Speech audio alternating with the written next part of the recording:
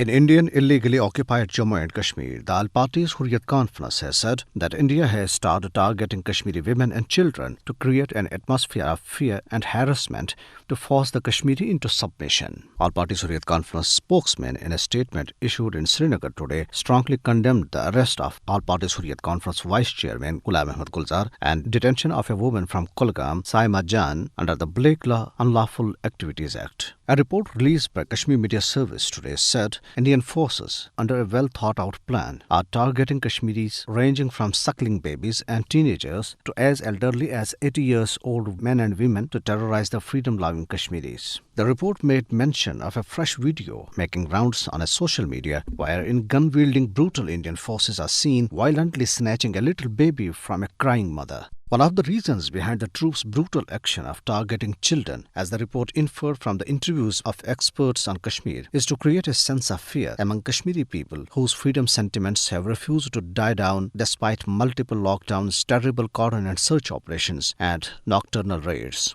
The report said that hundreds of Kashmiri children, including 18-month-old Hibba Jan, have so far lost their eyesight due to pellets fired by Indian troops in Indian illegally occupied Jammu and Kashmir.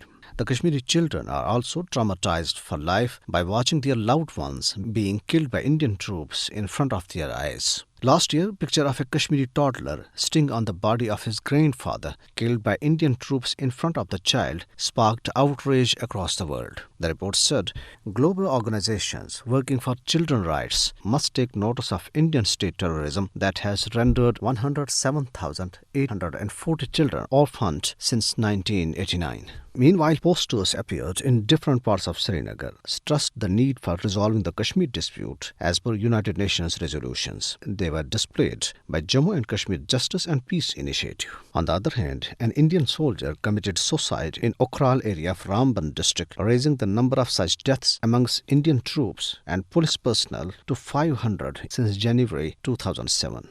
In yet another assault on the people's right to information, the Indian authorities have blocked the access to the website of Kashmir Media Service in illegally occupied Jammu and Kashmir and all across India. People from many places in occupied territory and India told Kashmir Media Service over phone they were unable to access the website for the last many days. On the other hand, the United Nations human rights experts have voiced their concern over India's decision to revoke Kashmir's special status and enact laws that could curtail the political participation of Muslims and other minorities. The concern has been raised by 5 United Nations special rapporteurs in a letter to the Indian government on Friday 10th that has been made public by the United Nations on Saturday. The United Nations experts said new domicile laws have made it clear for an individual outside Jammu and Kashmir to obtain residency certificates of the held territory than the native residents.